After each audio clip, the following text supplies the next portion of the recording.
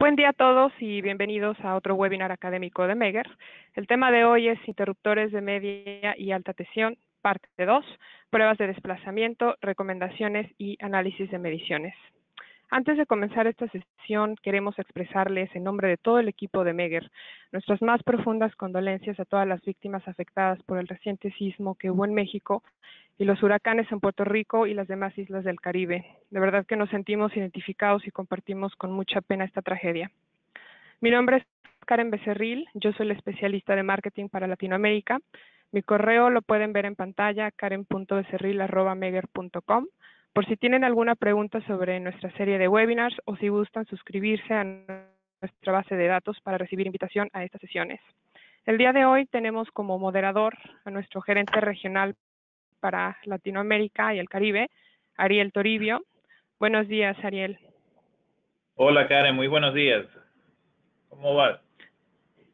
Todo bien, gracias a Dios, y te cedo la palabra para comenzar. Muy bien, muy bien. Bueno, buenos días a todos nuevamente. Este es otro de nuestras series de webinars que hemos preparado para Megger. Es un tema bastante interesante, como daba la introducción Karen, en el tema de interruptores, donde ha habido cierta necesidad de complementación de información sobre el tema de interruptores. En esta segunda parte vamos a seguir abundando un poquito más sobre el tema, donde nos acompaña en esta sesión el ingeniero de soporte técnico, ingeniero de aplicaciones de Megger, Daniel Carreño. Sobre Daniel, ¿podrías compartirle un poco brevemente sobre su biografía? Él es actualmente, se desempeña en Megger como ingeniero de aplicaciones de Megger, ofreciendo soporte especializado en pruebas de interruptores de alta tensión, baterías y transformadores. Daniel es egresado del IPN en la Ciudad de México con el título de ingeniero en mecatrónica. En años anteriores ha trabajado con fabricantes de transformadores de potencia tanto en México como en Estados Unidos y actualmente es miembro de la IEEE PES y participa activamente en desarrollo de aplicaciones para pruebas en equipo de subestaciones. Muy buenos días, Daniel, ¿cómo estás? Buenos días, Karen, Ariel y a todos los asistentes. Qué bueno. Antes de que demos inicio a todo este intercambio material que tiene Daniel preparado para compartir con ustedes, quería compartirles en este slide para aquellos que son participantes por primera vez y recordarles a aquellos que han estado anteriormente que esta sesión está siendo grabada. También familiarizarse con la barra de herramientas que tiene su plataforma, en el cual pueden ver cómo ocultar o mostrar la pantalla principal en su panel de control, cómo pueden ver la pantalla completa, como lo ven en la imagen de la sección derecha. Si necesitan hacer algún comentario o resaltar alguna participación en especial, por favor pueden levantar la mano y sus preguntas y comentarios que decía está en el cuadro resaltado en rojo. Nuevamente, si tienen alguna pregunta, les invitamos a irla haciendo en toda la sesión a medida que al final del material que vamos a compartir con ustedes se van a tomar algunas preguntas al aire para irlas contestando. Al final también, para resaltar, se les va a enviar vía electrónica un certificado de asistencia por esta sesión que hemos estado compartiendo. Entonces, nada, bienvenidos a todos nuevamente y sin más que agregar, les cedo la palabra a Daniel para que iniciemos la presentación. Ok, gracias, Ariel. Buenos días nuevamente a todos. Gracias por darse el tiempo para asistir a esta segunda parte de la serie de webinars de interruptores de alta tensión. Espero les sea de utilidad. Y bueno, vamos a empezar justo así como a los que nos gusta ver series de televisión, pues con una recapitulación del webinar anterior para recordar qué fue lo que repasamos en aquella parte 1 de esta serie de webinars y por supuesto cómo se relaciona con lo que vamos a tratar el día de hoy, que son las pruebas de tiempo y desplazamiento, ¿cierto? Vamos a empezar con algunas definiciones, cuáles son los requisitos primordiales que necesito cumplir para poder realizar estas pruebas. Cuando revisemos esa sección, vamos a ver que los transductores son una parte medular, una parte muy importante, entonces vamos a dedicarle una sección para revisar su clasificación, cómo los puede elegir y algunas de las recomendaciones que les podemos dar para hacer las conexiones al interruptor. Y finalmente vamos a terminar con análisis de resultados, un poco de analizar los parámetros que vamos a obtener de estas pruebas, qué significan para el interruptor, para el servicio, cuando el interruptor está en servicio. Entonces empezamos con el repaso de la parte 1 del webinar. Me va a tomar solamente un par de minutos. En aquella sesión empezamos con la clasificación de interruptores, ¿cierto?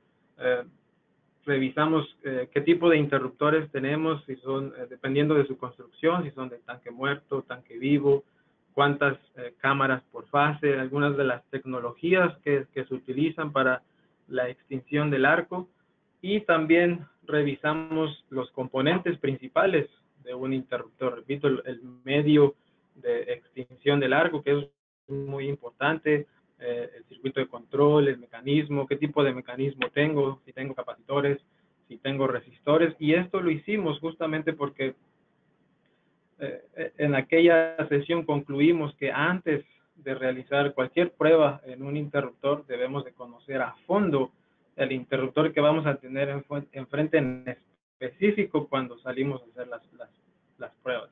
No es como probar un transformador, por ejemplo, que no necesito tal vez más datos o datos más allá de la placa de datos para poder realizar prácticamente todas las pruebas en campo.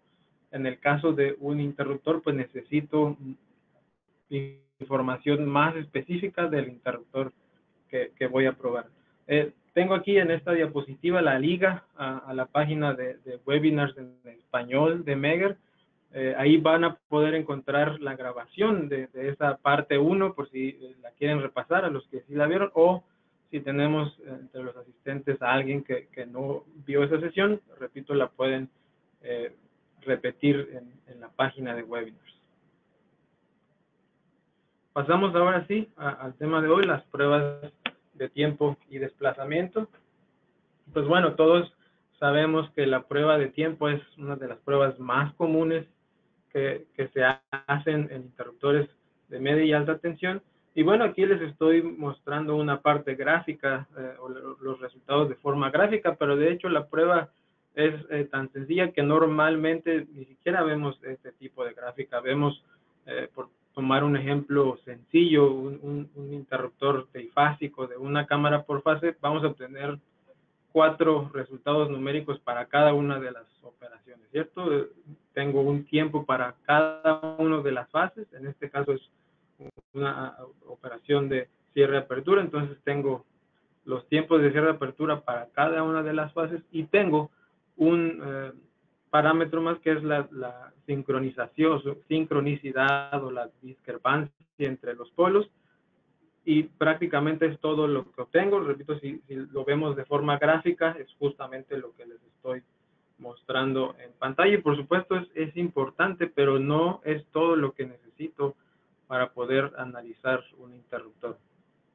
Si agregamos aquí la parte de movimiento, ven que obtengo esa curva negra que les estoy indicando aquí con el punto rojo, describe el movimiento de los contactos del interruptor, y como pueden ver en este diagrama, pues vamos a obtener bastante más información del interruptor, y bueno, más adelante vamos a ver las definiciones de cada uno de estos parámetros y por qué son importantes para el análisis de interruptores de media y alta tensión.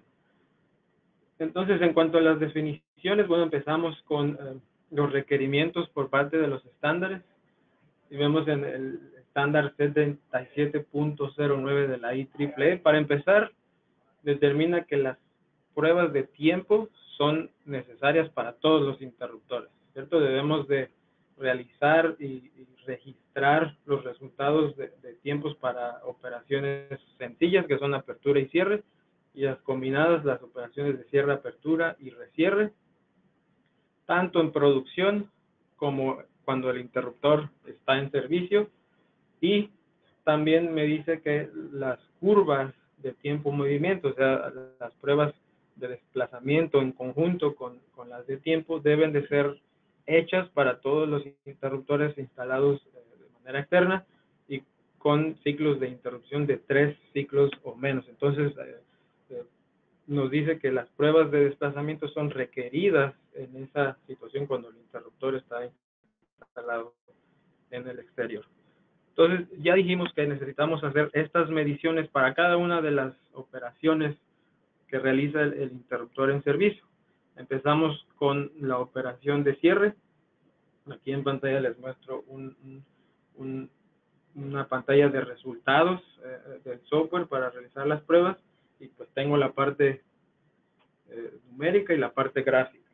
Antes de pasar a revisar cada uno de esos parámetros que obtenemos, ¿qué es el cierre o cómo definimos esos tiempos de cierre? La medición se hace desde tiempo cero, que determinamos como el tiempo en el que se energiza la bobina de cierre, a tensión nominal, muy importante mencionar, hasta el instante, en este caso como es un cierre, el instante del primer toque de los contactos, que por supuesto van a ser los contactos de arco en un interruptor de SF6. Entonces, el tiempo entre esos dos instantes, el tiempo cero y el primer toque de los contactos, determina el tiempo de operación para esta secuencia de cierre. En la gráfica aquí vemos en color morado la curva de desplazamiento. Tengo estas dos líneas también de tiempo de los contactos auxiliares, y la curva naranja es la corriente de bobina, que también revisamos en la sesión 1 de esta serie. Pasamos ahora a la apertura, muy similar al cierre, y también utilizamos la misma referencia del tiempo cero, siendo la energización de la bobina de apertura hasta la separación de los contactos de arco, que lo podemos ver gráficamente aquí en estas 3 líneas para cada una de las fases, y de igual manera vemos la curva morada que describe el desplazamiento de los contactos. Pasamos ahora a la operación de cierre-apertura, que dejé el nombre en inglés, es muy común. Esta operación se le llama trip fee. Es, como ven, una simulación de un cierre en un circuito que aún presenta una falla, y es muy importante realizarla. Demuestra que el interruptor es libre, que es capaz de abrir aún cuando existe una señal de cierre activa. Y de igual manera, en la curva morada vemos la descripción, o la curva morada describe el desplazamiento de los contactos, y de esta curva podemos darnos cuenta que cuando realizamos esta operación, el cierre mecánico debe de completarse para que el interruptor pueda realizar la apertura. Pasamos ahora a las operaciones de recierre, empezando con apertura-cierre. Como el nombre lo dice, pues simula una operación de recierre, y muy importante mencionar aquí que los pulsos que se utilicen para realizar la prueba pues deben seguir las especificaciones del fabricante del interruptor. Finalmente, una operación de recierre con una apertura al final, pues de igual manera demostrando que una operación de recierre, en el caso de que el circuito en el que se está cerrando presenta una falla, pues el interruptor es capaz de poder abrir nuevamente aun cuando la señal de cierre está activa. Entonces ya sabemos ahora cuáles son las operaciones que debemos de realizar en estas pruebas, qué es lo que necesito para poder hacer las pruebas eficientemente y obtener los datos que necesito. De manera general, les muestro aquí los requisitos principales. Empezando con la información técnica del interruptor, muy importante. Vamos a ver por qué. Por supuesto, necesito un instrumento, un analizador de interruptores, comúnmente llamado para cuando hago las pruebas en media y alta, en interruptores de media y alta tensión, un analizador de interruptores. Como vamos a medir movimiento, por supuesto necesitamos el o los transductores y los kits de montaje, los accesorios necesarios para poder montar esos transductores en el interruptor, y pues ya sabiendo que los accesorios, el tipo de instrumento con el que cuento y recopilando la información técnica del interruptor por parte del fabricante, puedo construir mi plan de pruebas para poder hacer las mediciones al interruptor. Entonces, checando un poco de los detalles, ¿por qué es tan importante contar con la información técnica del interruptor? Aquí en pantalla les estoy mostrando unas capturas que tomé directamente de un manual de mantenimiento de un interruptor. En este ejemplo utilicé un interruptor Siemens tipo SPS2 de 245 kV y tengo aquí 3 capturas. La primera, si pueden ver ahora en su pantalla, un acercamiento, nos está mostrando indicaciones para poder montar el transductor, el punto del mecanismo donde el fabricante recomienda el montaje del transductor y los accesorios que se necesitan. Pueden ver aquí, por ejemplo, una varilla para poder hacer la conexión entre el barraje de accionamiento principal y el transductor, los accesorios que necesito para el montaje y, por supuesto, el transductor como tal. Esto, como les repito, lo tomé directamente de un manual del interruptor. Así es como se ve cuando estamos ya realizando las pruebas. Pueden ver justamente la parte que nos indica en el manual, la parte final del barraje de accionamiento y el transductor lineal que nos está indicando, en este caso, el fabricante para poder realizar la medición. Pasamos ahora, si recuerdan, también les mostraba una captura de justamente, esto se ve muy similar a los resultados que les mostraba anteriormente cuando describimos las operaciones, ¿cierto? Aquí está la curva de movimiento, las 3 líneas de tiempos para cada uno de los polos del interruptor. Y bueno, importante porque aquí me está dando los puntos y la información que necesito para los cálculos de velocidad. Aquí también me da las fórmulas. Y muy importante, me está indicando la carrera total tanto de los contactos como de ese barraje que el mismo fabricante me está indicando para poder montar el transductor, ¿cierto? Si ven aquí, me dice, ok, el desplazamiento en el barraje va a ser de 110 milímetros, lo que equivale a 150 milímetros para la carrera de los contactos. Entonces, muy importante que cuente con ese factor de conversión. Vamos a ver un poco más de detalles sobre esos factores más adelante. Y finalmente también del manual, los requerimientos de operación. ¿Cuáles son esos factores o esos criterios, más bien de análisis, para poder decir que el interruptor está operando bajo los requerimientos para los que fue diseñado?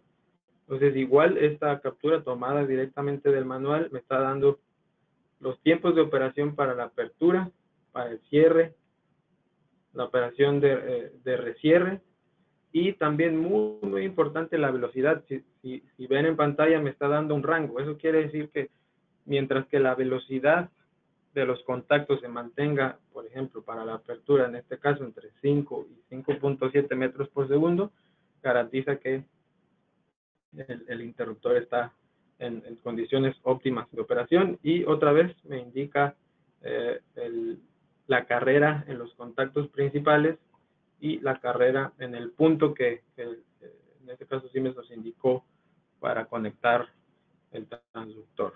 Entonces, repito, todos estos puntos importantes de información los sacamos directamente del manual de mantenimiento del interruptor.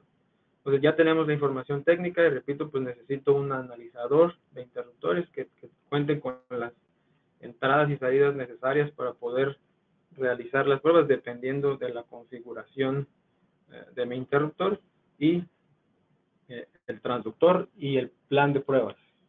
Una cosa, Daniel, que hablabas en la información que encontraste del fabricante. En muchos casos, dependiendo del modelo y el fabricante, a veces incluso viene en el kit del interruptor, el kit de montura de ese interruptor, ¿es cierto eso?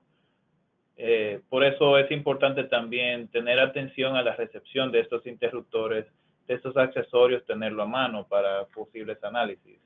Claro, muy importante que lo menciones. No es raro justamente que un fabricante incluya esos montajes cuando el interruptor se comisiona y exactamente tener cuidado de tener presente que esos accesorios se tengan a la mano para los momentos en que se realizan las pruebas. Sí, totalmente de acuerdo. Ok, pasamos entonces justamente a los transductores. Decíamos que es una parte medular, obviamente es lo que vamos a utilizar para poder realizar la medición de movimiento en el transductor. Y pues bueno, ¿cómo se clasifican?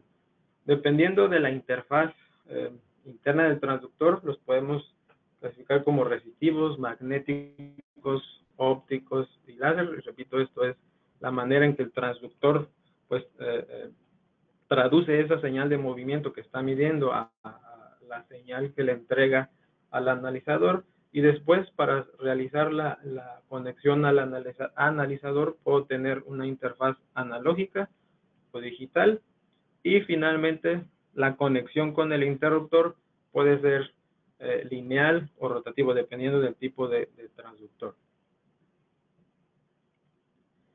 En el caso de los transductores lineales, las longitudes típicas van desde los 25 milímetros hasta los 1000 milímetros, 1 metro, o incluso mayores en casos especiales. Longitudes típicas de 25 a 50 milímetros para interruptores de media tensión. Importante decir aquí que aunque hablamos, incluso el título de la serie es interruptores de alta tensión, las pruebas de las que estamos hablando también aplican para interruptores de media tensión, incluso las pruebas de movimiento. Entonces, repito, de 25 a 50 milímetros, muy típico en interruptores de vacío de media tensión. Cuando pasamos a interruptores de tanque muerto en SF6, muy común ver recorridos entre 200 y 300 milímetros y 500 y 600 milímetros para interruptores de volumen de aceite. No quiero decir que estos rangos son reglas, pero sí, repito, longitudes muy típicas dependiendo del interruptor que estamos probando. Y también es importante decir que hay algunos mecanismos como los que tengo aquí en la diapositiva, ABB, AHMA y HMB, necesitan transductores con diseños específicos, transductores que están diseñados específicamente para poder probar, para poder medir movimiento en esos mecanismos. La parte de conexión entre el transductor y el interruptor puede ser directa o indirecta. Directa cuando tenemos acceso ya sea a los contactos, que es cada vez más raro encontrar interruptores. Los interruptores más modernos pues no tienen ese acceso cuando ya están en campo para poder conectar directamente a los contactos, o alguna biela de operación. Interruptores más que están en servicio ahora, como los de volumen de aceite, volumen mínimo de aceite, algunos de tanque muerto con SF6, y la mayoría de los interruptores en vacío me permiten hacer esa conexión directa. También algunos como el Westinghouse SFA me permiten hacer una conexión directa con un transductor angular, con un transductor rotativo.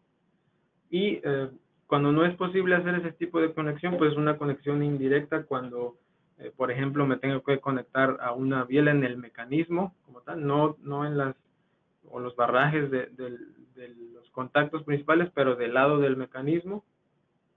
Y también aplica para para transductores rotativos, cuando el único punto de conexión está disponible del lado del mecanismo, pues también se considera una conexión indirecta. ¿Por qué indirecta? Pues porque no estoy midiendo el desplazamiento total en los contactos, sino más bien del lado del mecanismo. Importante decir, o incluso si no tengo alguna recomendación directa del fabricante para mi interruptor, si no tengo esa información, yo puedo buscar un punto mecánico que me permita hacer esa conexión entre el interruptor y el transductor, y elegirlo como el punto para hacer las pruebas a lo largo de toda la vida del interruptor.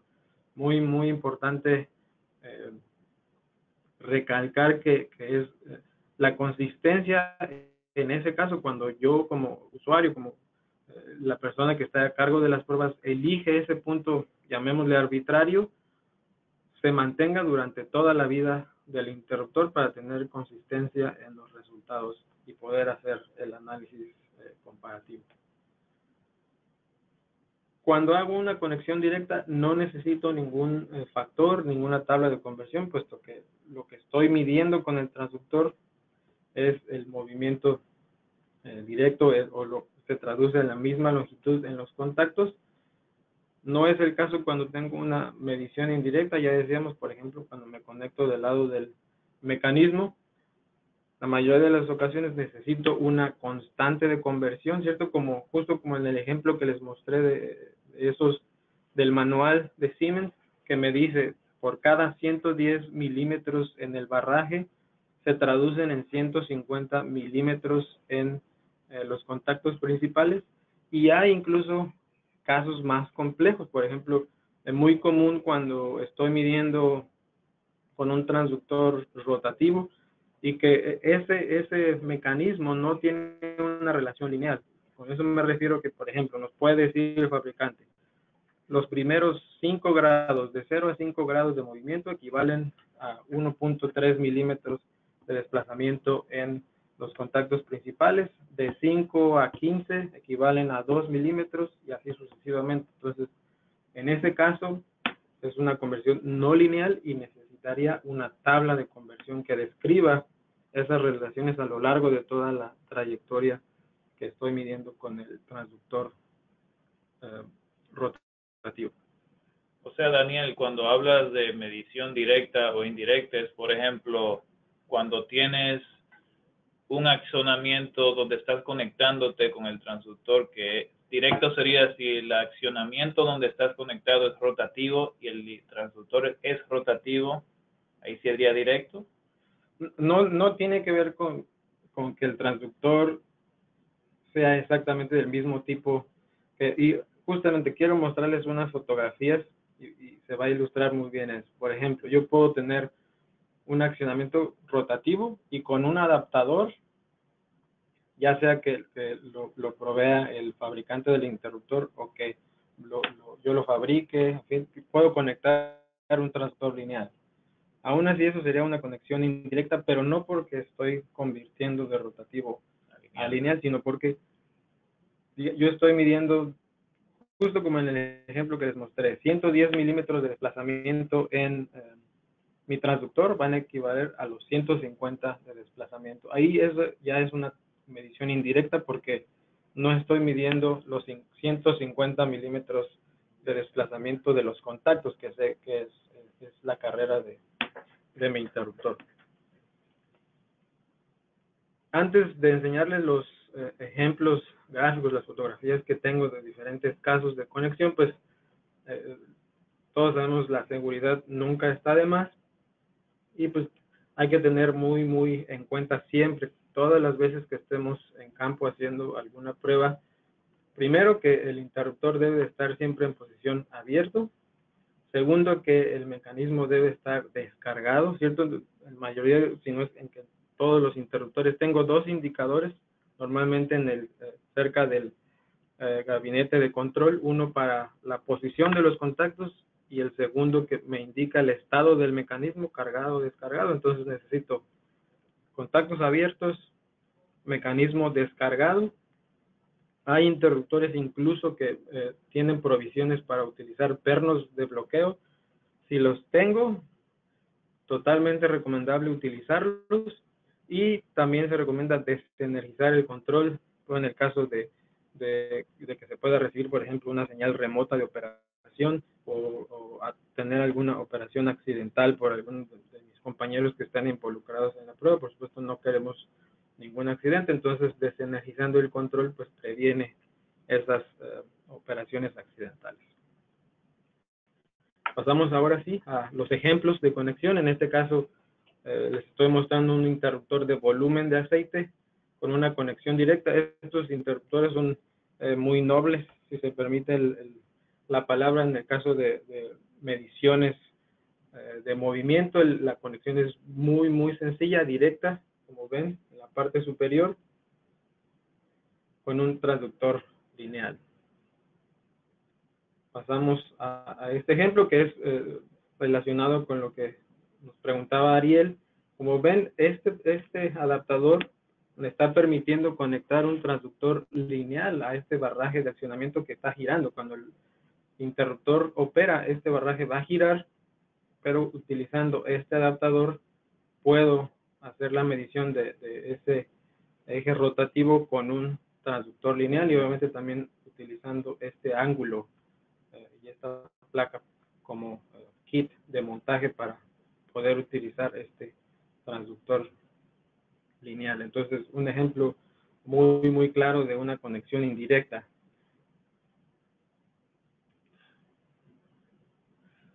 Pasamos ahora a un interruptor de tanque muerto, SS6 también, conexión indirecta, muy similar al ejemplo que les mostré. Este también es un interruptor Siemens. Estoy conectando con un transductor lineal, utilizando una varilla que se conecta directamente al barraje que está accionando, que se está moviendo en esta dirección, como estoy mostrando con el punto rojo. Pero obviamente en cada una de las fases tengo un engranaje que rota y después vuelve a convertir el movimiento de rotativo a lineal para poder accionar los contactos. Entonces también una conexión indirecta. Un interruptor en vacío, ahora en pantalla. Como pueden ver, esto pues es una mesa de pruebas que tiene el pequeño transductor de 25-50 milímetros montado permanentemente, y con esta provisión pues se conecta directamente a los contactos. Esta sí es una conexión directa, no necesito ningún tipo de conversión. Si yo mido 10 milímetros de desplazamiento con mi transductor, esos 10 milímetros son los que mis contactos se están desplazando. En esta primera foto se alcanza a ver la botella de vacío justo arriba del transductor. Otro ejemplo, si se dan cuenta, este interruptor también tanque muerto SF6, muy similar a donde estábamos utilizando el adaptador para poder medir con un transductor lineal, pero en este caso sí estoy utilizando un transductor angular, midiendo movimiento angular, también es una conexión indirecta. Entonces, que la conexión sea directa o indirecta no depende del tipo de transductor, más bien depende en qué punto del mecanismo me estoy conectando con mi transductor. Y eso es algo que te iba a preguntar, Daniel, al respecto, y gracias por las imágenes suministradas, de que según puedo ver en lo que has compartido en las imágenes, el desafío que tenemos cuando vamos a hacer pruebas de recorrido o desplazamiento es buscar este punto ideal donde encontrar disponer con los materiales que requieres para alcanzar ese punto de conexión óptimo. De acuerdo a los fabricantes, ¿existe en alguna experiencia que el fabricante suministre esa información dónde es el punto ideal para conectarse? Sí, como decía al principio, no es raro que el fabricante sí incluya, como les mostré el ejemplo, sí incluya esas recomendaciones o el punto incluso que proveen, por ejemplo, en ese barraje de ese interruptor que platicamos al principio.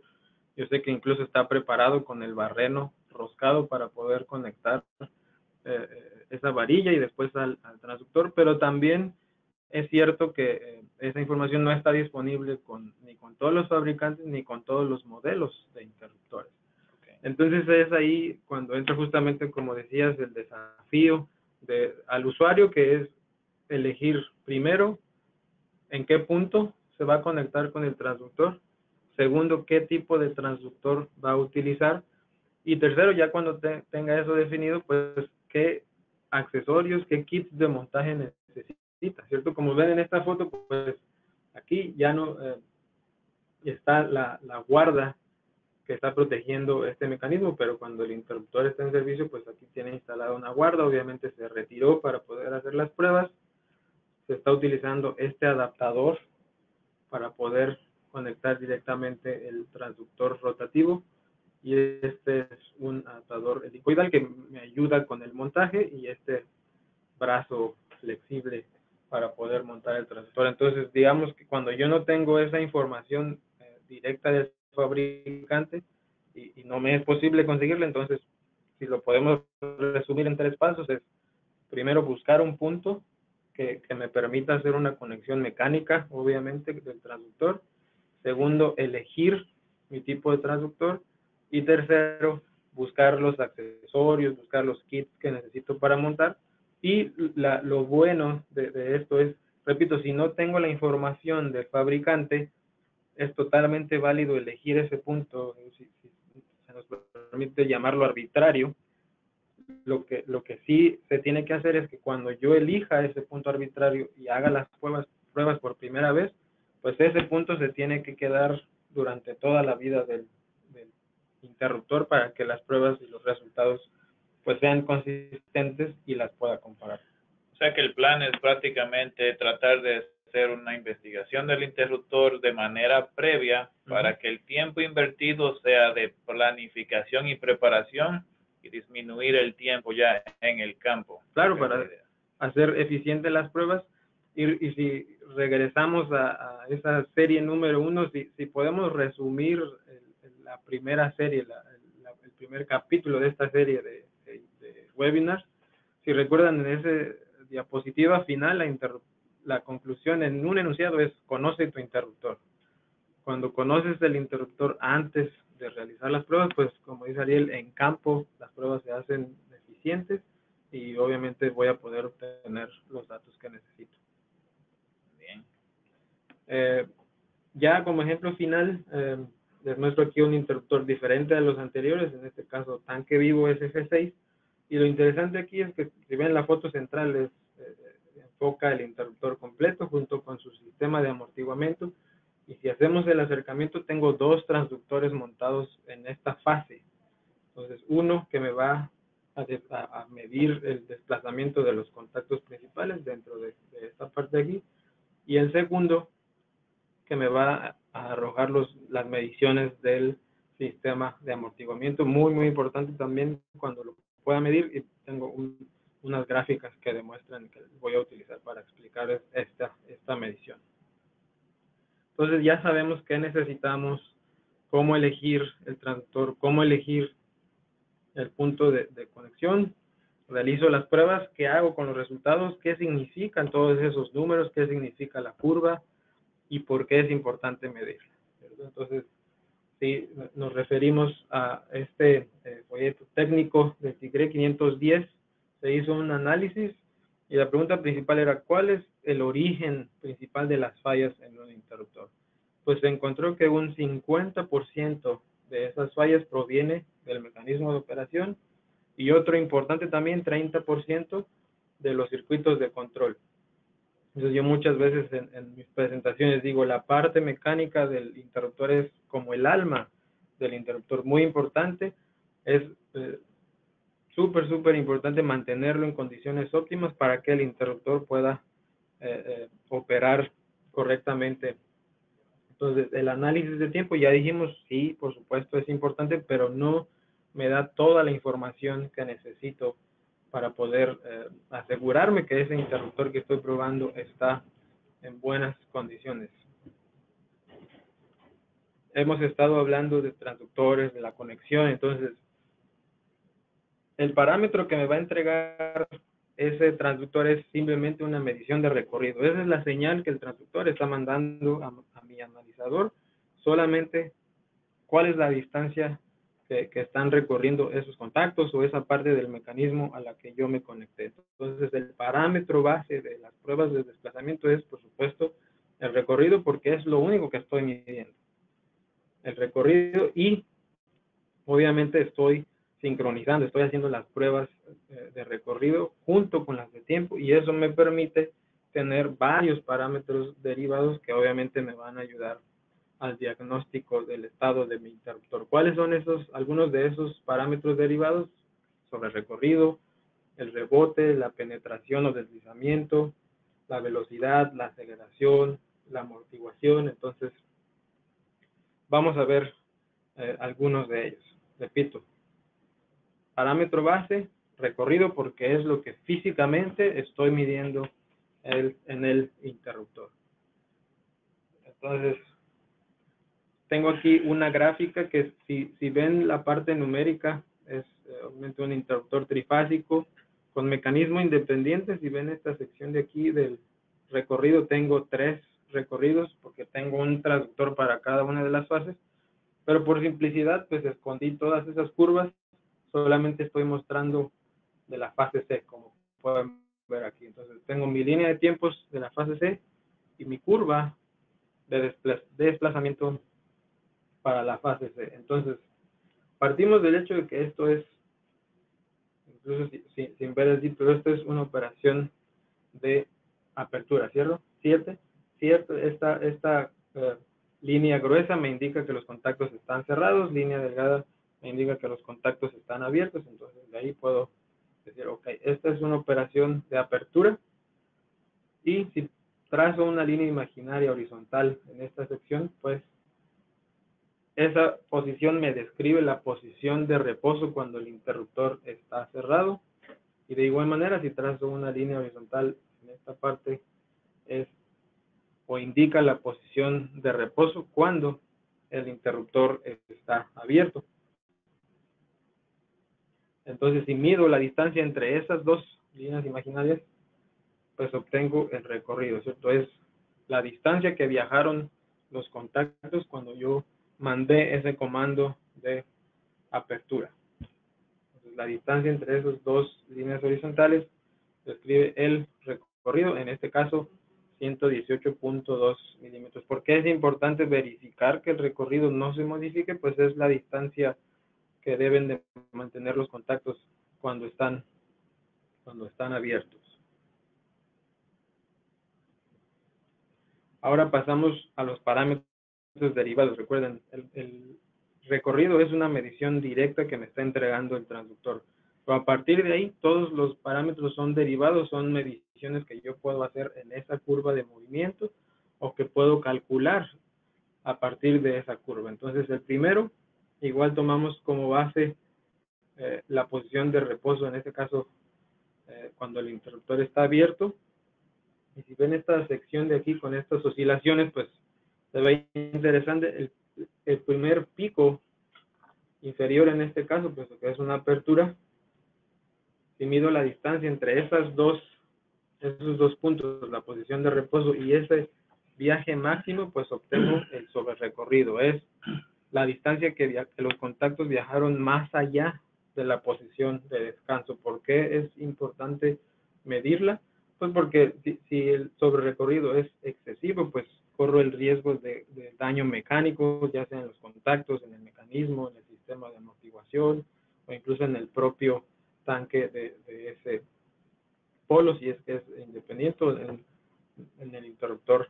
Mecánicamente se puede dañar, en este caso 4.9 milímetros. Los parámetros o los límites, repito, pues los obtengo del manual de mantenimiento del interruptor o de las pruebas de comisionamiento, de las pruebas que se hicieron antes de que el interruptor dejara la fábrica. Una pregunta, Daniel, y si tú evidencias una medición de sobre recorrido, como en este caso que estamos analizando, ¿en qué se traduce eso en la vida real? ¿Qué podría causar un sobre recorrido? Repito, corre gran riesgo de daño mecánico, ya sea primero en los contactos, sistema de amortiguamiento, en el mecanismo como tal, y puede ser catastrófico si el recorrido si el sobre recorrido es muy excesivo, puede destruir el interruptor. De ahí es que se evidencia a veces cuando hay resortes que se rompen. Claro. En el caso. Sí, pues está conectado directamente al mecanismo, y repito, si el sobre recorrido es excesivo, el peor de los casos es la destrucción del interruptor. No digo que siempre suceda, como en el ejemplo que les voy a mostrar, si me adelanto un poco a mi presentación, es justo lo que les voy a mostrar, un caso en el que el recorrido es excesivo, se pudo corregir con ciertos cambios en el mecanismo de esa fase. Es un interruptor de mecanismo independiente, entonces se hicieron ajustes en el mecanismo y se pudo corregir. Pasamos al siguiente parámetro, también derivado de la medición de desplazamiento. Igual referenciado con la posición de descanso cuando el interruptor está abierto, y es la medición a ese segundo pico, a esa segunda oscilación, y es muy propiamente llamado rebote, ¿cierto? Entonces, en este caso vemos, si empezamos desde el instante cero, desde el tiempo cero, el interruptor está cerrado, se manda el comando de apertura, viaja, llega a su posición de descanso, pero tiene un sobrerecorrido, pues el sistema de amortiguación pues ayuda a que el interruptor regrese a su posición, pero obviamente pues eso se traduce en un rebote.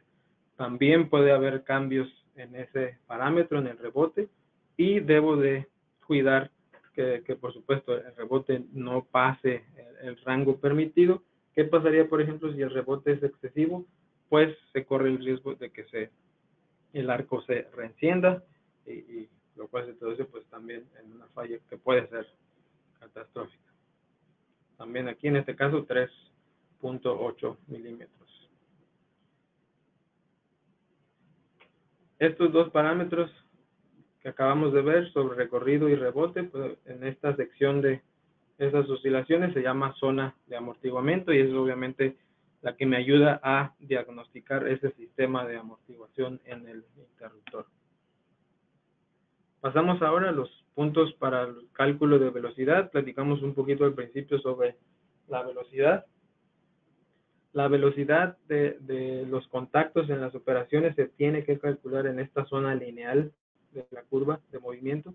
Porque en la zona lineal es la zona que describe la zona de arco, y es por supuesto donde nos interesa por diseño que la velocidad sea óptima, la óptima necesaria para la extinción del arco, en este caso que es una operación de apertura. Entonces, repito, asegurarnos que esos cálculos para el punto de velocidad estén en la zona lineal. Yo como usuario defino en qué puntos se hacen esos cálculos de velocidad. Si vemos aquí la tabla de resultados numéricos, para la fase C tengo 4.72 metros por segundo, solamente un valor, y es la velocidad promedio entre estos dos puntos que vemos en la curva. Esos puntos se pueden definir de diferentes maneras. Esas maneras dependen también de lo que indique el fabricante. Cada fabricante, o incluso puede variar de modelo a modelo, la velocidad se puede calcular utilizando diferentes referencias. Puede ser una posición absoluta referenciada desde la posición de descanso, puede ser una posición en un instante de cierto evento en el viaje de los contactos, como en ese caso de lo que estamos viendo en la diapositiva, o puede ser una referencia con una diferencia de tiempo o una diferencia en distancia.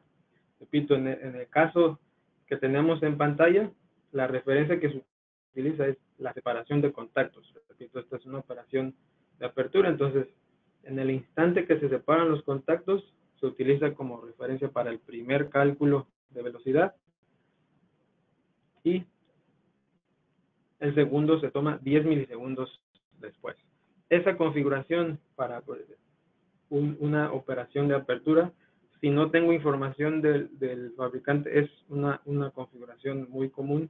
Lo repito, muchas veces, digamos, si yo no tengo esa información, utilizo esta referencia, separación de contactos, y 10 milisegundos después hago mis pruebas, pero si veo que estos puntos caen en la zona no lineal, entonces eso quiere decir que la configuración que utilicé no es la correcta. Repito, asegúrense siempre que estos puntos caigan en la zona lineal, pues es la zona de arco, y es donde nos interesa asegurar que la velocidad de los contactos móviles sea óptima.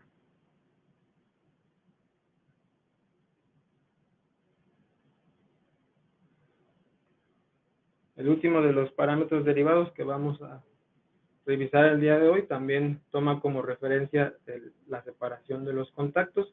Ahí tomo una referencia de distancia, y si mido la distancia entre ese punto donde los contactos se separaron a la posición de descanso, obtengo en este caso el deslizamiento o penetración, 23.3 milímetros para este caso. Entonces, como ven, todos los parámetros derivados pues están relacionados directamente con requisitos o necesidades que el interruptor debe de cubrir cuando está en servicio, como tener una velocidad óptima, guardar una distancia óptima entre contactos cuando está abierto, en fin, todos están relacionados con las funciones que el interruptor debe de cumplir cuando está en servicio.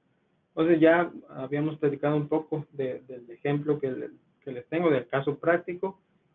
En este caso es un interruptor que tiene dos cámaras por fase, dos interrupciones por fase.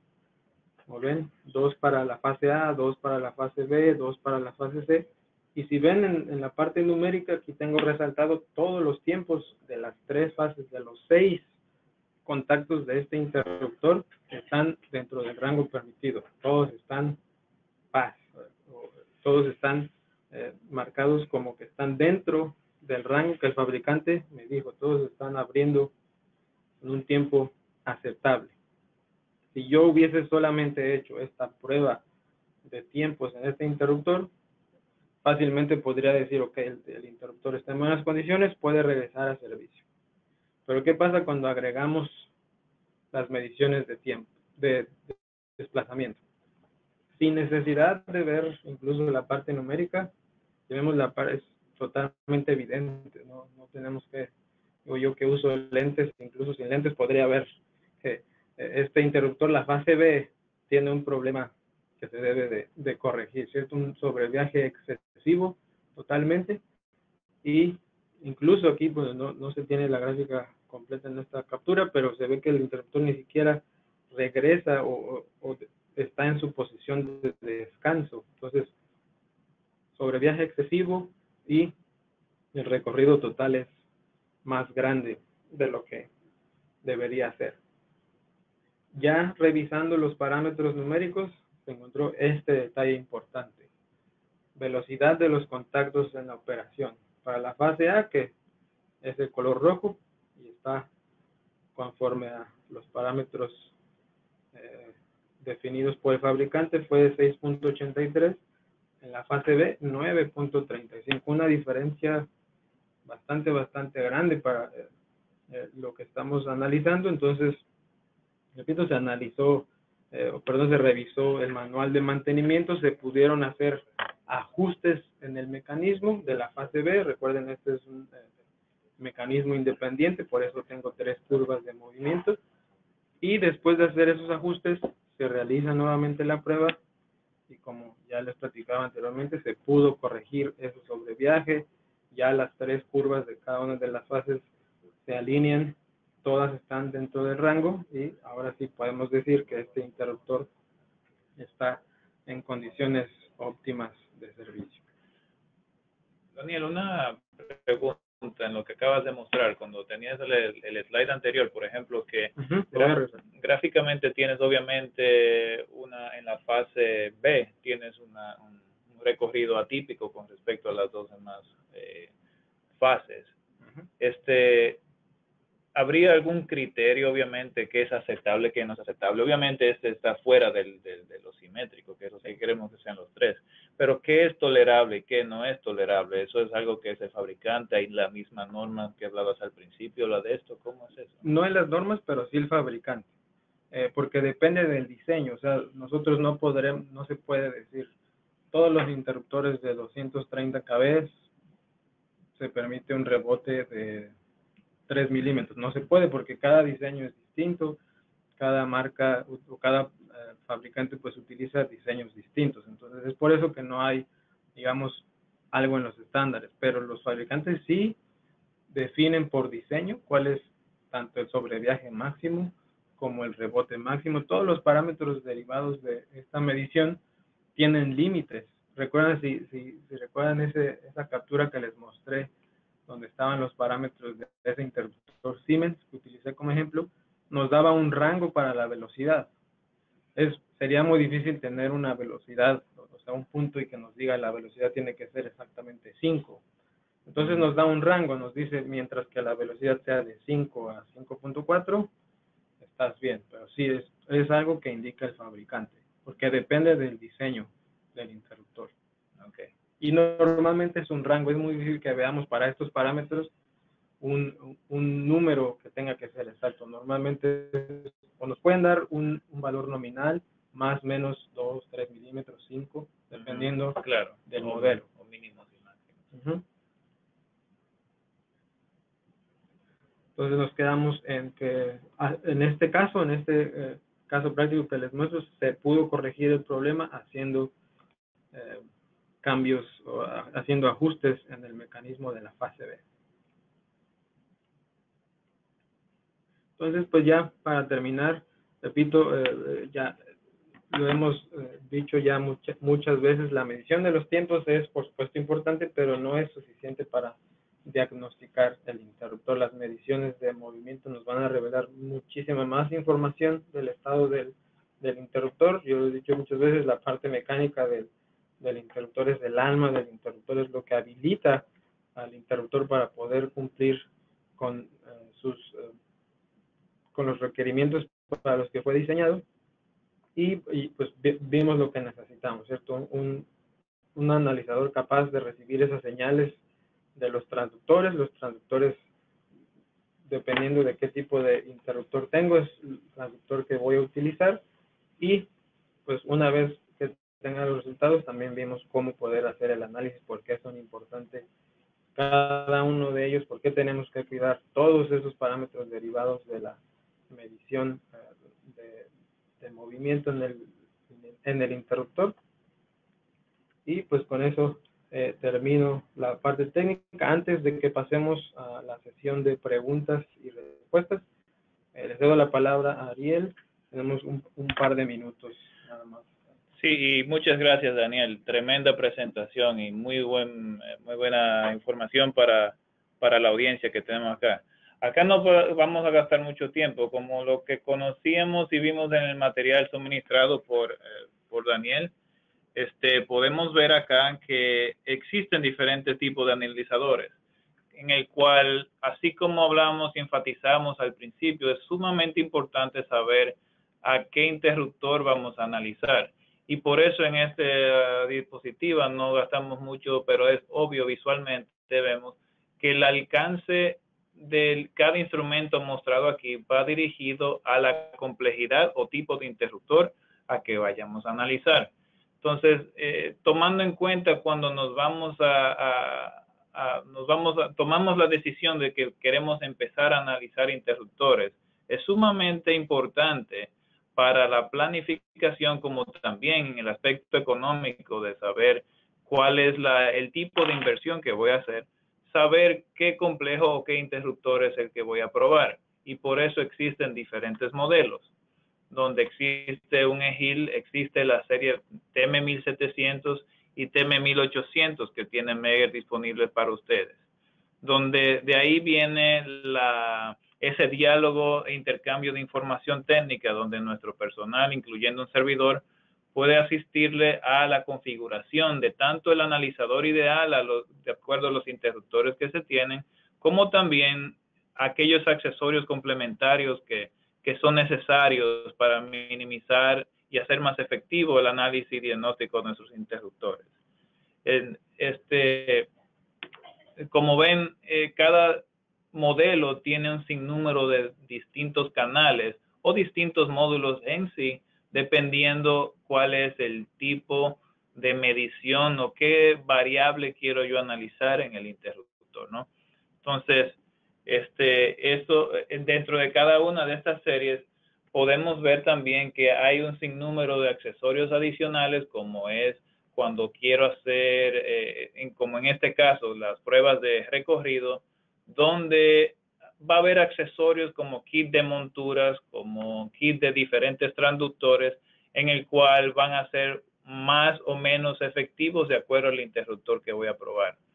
En adición a los accesorios también, si voy a hacer pruebas usando diferentes técnicas, como es lo que si quisiera hacer pruebas de tiempo manteniendo ambas bahías o manteniendo ambos extremos puestos a tierra, también contamos con esa tecnología al respecto.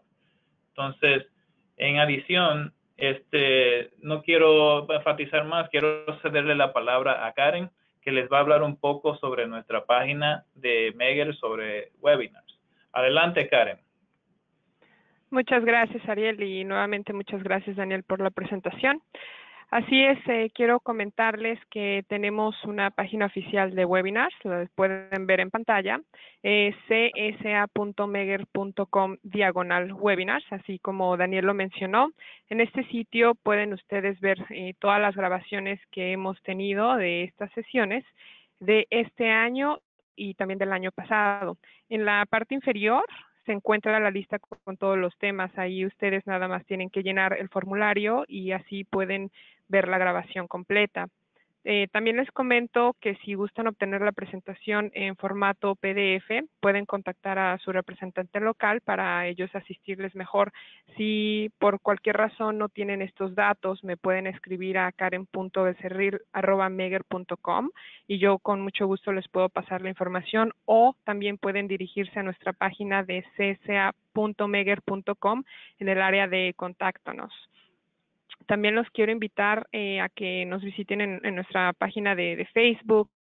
Ahí también, por lo general, comparto los eventos de los webinars, el calendario, es Megger CSA. Y también tenemos una página de YouTube, también un canal Megger CSA, en donde por lo general también pongo las grabaciones de los webinars y otros videos importantes de nuestros equipos. Aquí en la página de webinars, en la parte derecha, ahí siempre ponemos el calendario de los próximos y tiene un link en el que ustedes pueden tener acceso y los dirige al formulario de registración. Y también les recuerdo que esta sesión está siendo grabada y esta grabación se las estaré compartiendo junto con un certificado de asistencia al terminar este webinar. Y ahora sí, vamos a tener la sesión de preguntas y respuestas. Entonces, cuando estén listos Daniel y Ariel, puedo cederles la palabra. Les comento que, antes de empezar eso, les comento que cualquier pregunta que no se pueda, que por razones del tiempo que no se puedan responder ahorita, vamos a estar enviando por correo todas las preguntas y las respuestas. Yo creo que la próxima semana. Ahora sí, Ariel y Daniel, si están listos, les cedo la palabra. Sí, gracias. Muchas gracias, Karen. Sí. Entonces, sí, tenemos un sinnúmero de preguntas muy interesantes en el cual, por cuestión de tiempo, no podemos hacerlas todas, obviamente, pero vamos a tomar unas cuantas para compartirlos en esta sesión antes de dar por cerrada este webinar que tenemos el día de hoy. La primera era, ¿cuál es la función de los contactos auxiliares y por qué el retraso o adelanto de estos en su operación? Y esto lo vemos en la gráfica de tiempo. Listo, pregunta interesante. Y sí, cuando les mostré esas gráficas donde platicamos sobre las definiciones de cada una de las secuencias, tenía justamente dos contactos principales. Es casi estándar que tengamos al menos dos contactos auxiliares en el interruptor, A y B, ¿cierto? Uno de ellos sigue el estado del interruptor, o sea, si el interruptor está cerrado, va a estar cerrado, y viceversa, y el contacto B es contrario, siempre está en contrario al el estado del interruptor. Si el interruptor está abierto, el contacto B va a estar cerrado. ¿Cuál es su función? Pues es un tipo de interfaz hacia otros elementos en mi circuito de protección, ¿cierto? El interruptor obviamente no está solo en una subestación o en cualquier circuito, entonces necesito saber cuál es el estado del interruptor y se puede utilizar para otras cuestiones de protección. Entonces son contactos que utilizo como interfaz del interruptor hacia otros elementos en mi circuito de protección. Obviamente la operación de esos contactos no es la misma al interruptor, son contactos independientes, entonces los tiempos de operación pues son independientes y me interesa medir el tiempo porque, repito, como es la interfaz que yo tengo desde el interruptor para que pueda comunicarse con otros elementos de protección, en muchas ocasiones, en muchas situaciones es necesario que yo sepa qué tan rápido voy a obtener esa señal de que el interruptor cerró o abrió o realizó determinada operación. Es por eso que es importante hacer la medición de tiempos en esos contactos auxiliares y el software de hecho me calcula la diferencia, siempre me va a decir la diferencia que hay entre el tiempo de operación de esos contactos principales y los contactos auxiliares. Excelente. Sí, ha habido muchos casos donde a veces los pulsos son más excesivos y se queman bobinas porque algún contacto auxiliar quedó activado en ese caso también. ¿Sí? Otra pregunta tenemos es, ¿cuál es la diferencia en calidad de medición entre el transductor analógico y el transductor digital? No debe haber ninguna diferencia en cuanto a medición. La diferencia es solamente la interfaz que hay entre el transductor como tal y el transductor digital. Yo en lo personal prefiero digital, ahorro un par de minutos de configuración, pero no quiere decir que el analógico sea malo. Cuando tengo un transductor analógico debo de cuidar, sobre todo si es rotativo, porque ahí no sé en qué estado. Cuando yo hago la conexión al interruptor, el recorrido del transductor analógico pues tiene un cero, ¿cierto? Va a haber un punto en el que pasa por el cero de ese recorrido, y si yo estoy muy cerca de ese cero cuando empiezo a hacer mis pruebas y acciono el interruptor, si a la mitad del recorrido de mis contactos el transductor pasa por el cero, pues mi gráfica de movimientos no va a tener mucho sentido. Entonces, digamos que la diferencia es que cuando tengo un analógico tengo que cuidar que el recorrido de mi transductor pues sea suficiente para cubrir el recorrido total de mi transductor. Pero en cuanto a medición, en cuanto a resultados, ambos me tienen que entregar la misma precisión, el mismo resultado. Excelente. Acá tenemos otra pregunta adicional. En el caso de tener un interruptor con mandos monofásicos, es decir, un mecanismo por fase, ¿qué procedimiento se debe realizar? Además, si quisiera saber, quisiera consultar, ¿qué pasaría si el interruptor tuviera varias cámaras por fase? Listo, interesante también. Dos preguntas. La primera es, ¿qué pasa si, cuál es el procedimiento para probar un interruptor que tenga un solo mecanismo que acciona las tres fases? ¿Cierto? En mi presentación les mostré varios ejemplos donde tenía mecanismos independientes. Cuando solamente tengo uno, entonces necesito un transductor nada más. Repito, si tengo recomendación del fabricante para el punto de conexión, pues utilizo ese, y si no, cualquier punto mecánico que esté disponible para que yo haga esa conexión, entonces es ahí donde me conecto. Voy a tener una sola curva de movimiento cuando tengo un solo mecanismo para las tres fases. Si tengo mecanismos independientes, obviamente tengo que conectar un transductor para cada una de los mecanismos. A veces sucede que tengo que hacer una prueba con un interruptor que tenga mecanismos independientes, pero solamente tengo un transductor, entonces no tendré más opción que realizar la prueba independiente en cada una de las fases. Y la segunda pregunta es, ¿qué pasa si el interruptor tiene varias cámaras por fase? Pues entonces ahí es cuando entra lo que les platicaba Ariel, cuando tengo que analizar los requerimientos de pruebas dependiendo del tipo de interruptor que voy a probar, y así puedo elegir el instrumento que necesito para las pruebas. Hay instrumentos como la serie TM que están preparados para probar interruptores de varias cámaras por fases y hacer la prueba trifásica sin ningún problema. De manera estándar, incluso el equipo más sencillo de la serie TM1700 puede probar interruptores de 2 cámaras por fase.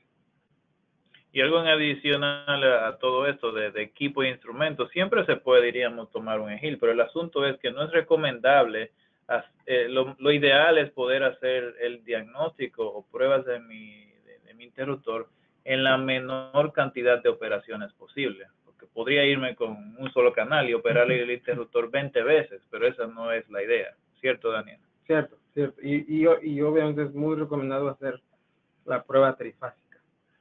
Okay. Otra pregunta es, ¿se podría utilizarse el mismo transductor para realizar pruebas en interruptores tanque muerto y interruptores tanque vivo? La respuesta corta es sí.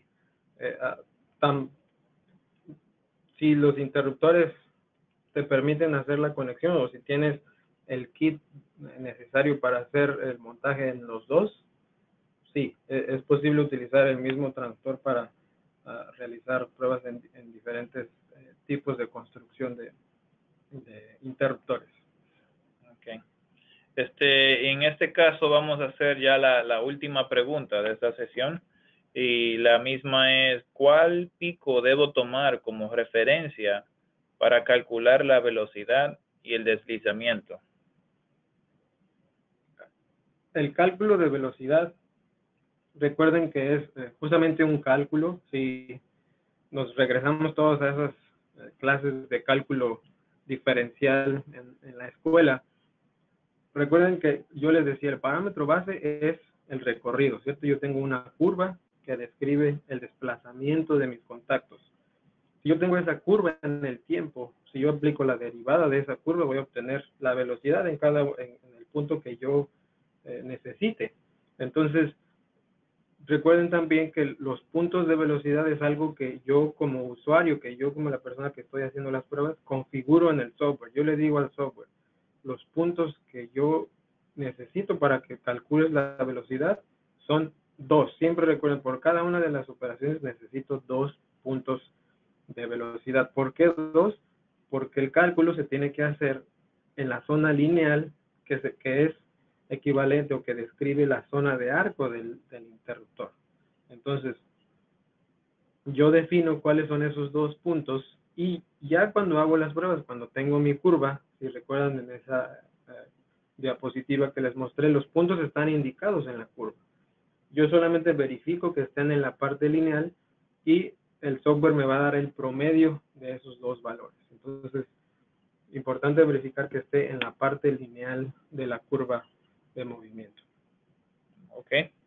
Bueno, con esta última pregunta cerramos entonces la sesión de preguntas.